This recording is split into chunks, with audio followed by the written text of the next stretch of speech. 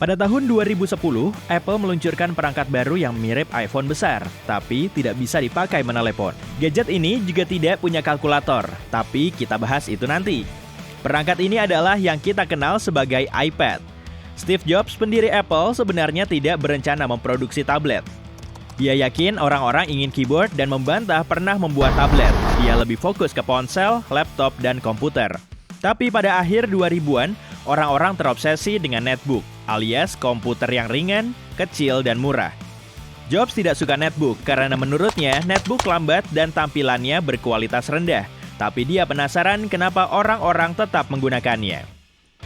Menurut dia, orang-orang tidak menggunakan netbook untuk melakukan pekerjaan kantor.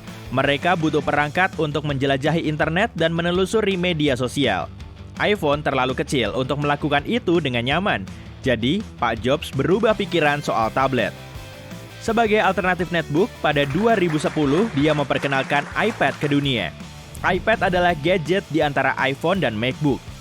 Tapi iPad kalah populer. Totalnya, Apple telah menjual lebih dari 425 juta iPad. Sebagai perbandingan, ada lebih dari 1 miliar iPhone aktif saat ini. Namun, iPad tetap sukses dan layak diproduksi.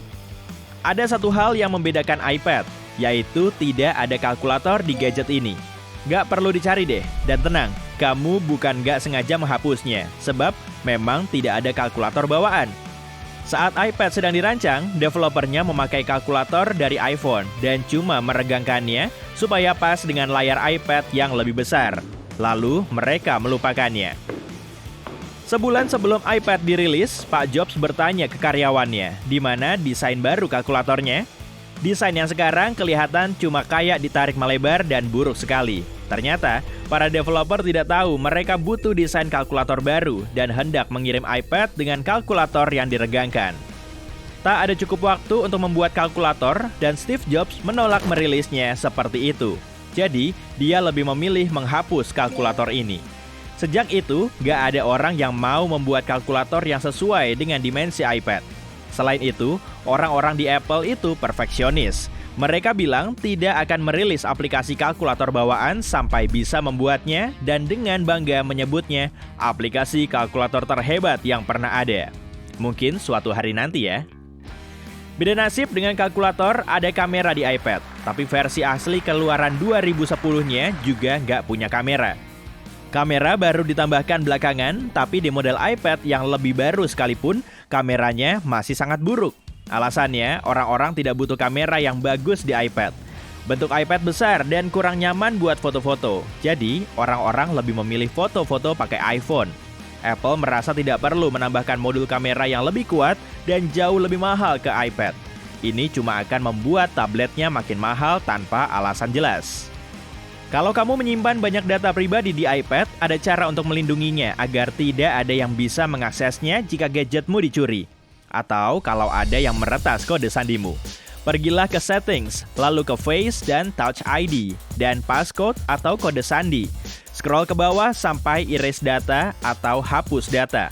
Kalau kamu mengaktifkan fungsi ini, maka setelah 10 kali salah kode sandi, datamu akan dihapus dari iPadmu. Di sana, kamu juga bisa mengubah fitur apa saja yang bisa diakses iPadmu saat dikunci. Kalau kursor laptopmu hilang, ada cara untuk menggunakannya di iPad. Cukup sentuh keyboard biasa dengan 2 jari dan tahan. Kursormu akan muncul dan bergerak bersama jarimu. Ceritanya kamu lagi nonton video YouTube, tapi mau ngecek chat yang masuk. Kamu nggak perlu menutup aplikasi YouTube-mu, karena kamu bisa melihat kedua aplikasi ini sekaligus. Saat menggunakan aplikasi apapun, cukup swipe dari bawah ke atas agar panel dockmu muncul. Pilih aplikasi yang ingin kamu pilih, lalu sentuh dan tahan, terus tarik ke atas. Aplikasi ini akan muncul di jendela kecil di atas aplikasi yang sedang terbuka, tapi hanya menutupi sebagiannya. Selain itu, jangan batasi dirimu hanya dengan satu aplikasi tambahan. Kamu bisa menambahkan lebih banyak lagi. Di iPad keluaran baru, kamu bisa menggunakan Split View untuk membuka 2 aplikasi sekaligus. Misalnya, katakanlah kamu sedang menulis laporan. Kamu butuh dokumen di satu bagian layar dan browser untuk browsing di sisi lain. Jadi, kamu tidak perlu pindah-pindah di antara keduanya. Cara kerjanya sama seperti slide over. Buka satu aplikasi, lalu swipe dari bawah ke atas agar panel dock muncul. Pilih aplikasi kedua, tapi sekarang tarik ke tepi kanan layar. Kini layarmu akan terbagi sama rata antara keduanya dan kamu bisa memakai keduanya. Kamu bisa mengubah ukurannya, membuat salah satunya lebih lebar atau lebih sempit sesuai selera. Kamu tidak perlu berganti-ganti antara keyboard ABC dan simbol. Sebagian besar simbol bisa diakses lewat keyboard ABC. Saat mengetik, cukup swipe ke bawah di huruf tertentu untuk mengetik simbol. Kalau ingin tanda @ swipe di tombol A. Tapi fitur ini mungkin berbeda di tiap model. Kalau kamu menekan lama suatu tombol, variasi lainnya juga akan muncul untuk A dari berbagai jenis huruf. Tampilan keyboardmu juga bisa dibuat berbeda. Misalnya, kamu bisa membaginya. Buka keyboard lalu tekan dan tahan icon keyboard di kanan bawah. Beberapa opsi akan muncul. Kalau kamu memilih split, keyboard akan terbelah jadi dua dan kamu bisa mengetik dengan kedua ibu jarimu. Kalau mau dikembalikan, geser dua jari dari samping ke tengah dan keyboardmu kembali.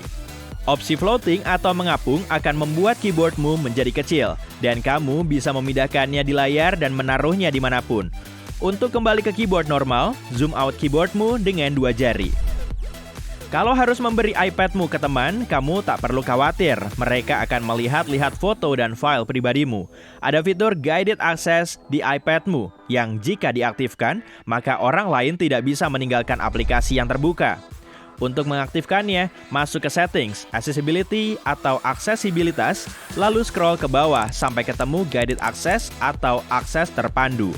Aktifkan dan atur kode sandi. Lalu buka aplikasi yang perlu dipakai temanmu dan ketuk tombol home 3 kali atau tombol sleep atau wake untuk iPad yang tidak punya tombol home. Sekarang, bagi orang yang tidak tahu kode sandimu, layar ini akan dibekukan dan dia tak akan bisa keluar dari aplikasi ini atau pindah ke aplikasi lain.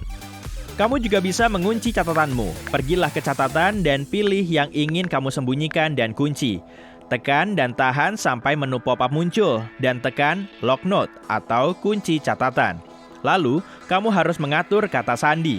Kamu bisa mengubah kata sandi ini di settings. Kalau kamu sering lupa menutup tab browser dan meninggalkan puluhan tab terbuka, cukup atur untuk menutupnya secara otomatis. Buka settings, lalu Safari, scroll ke bagian tabs dan pilih close tabs atau tutup tab. Kamu bisa mengaktifkannya kalau mau menutup tab secara manual atau ingin iPadmu menutupnya secara otomatis setelah 1 hari, 1 minggu, atau 1 bulan. Kamu bisa dengan mudah membuat file PDF dengan screenshot atau tangkapan layar seluruh halaman web tanpa membuat banyak screenshot untuk menangkap semua bagian teks panjang. Kalau kamu ingin menyimpan sesuatu dari Safari dengan format PDF, tekan tombol share, lalu pilih opsi buat PDF. Untuk membuat screenshot seluruh halaman, lakukan dengan cara biasa. Lalu, tekan file yang kamu buat tepat saat muncul. Dengan begini, kamu akan membuka mode pengeditan. Di sana, kamu bisa melihat opsi untuk menangkap seluruh halaman. Nah, pilih yang ini dan simpan. Mungkin kamu suka mendengarkan musik atau podcast sebelum tidur. Kamu bisa menghentikannya kalau kamu ternyata ketiduran. Cukup atur timer.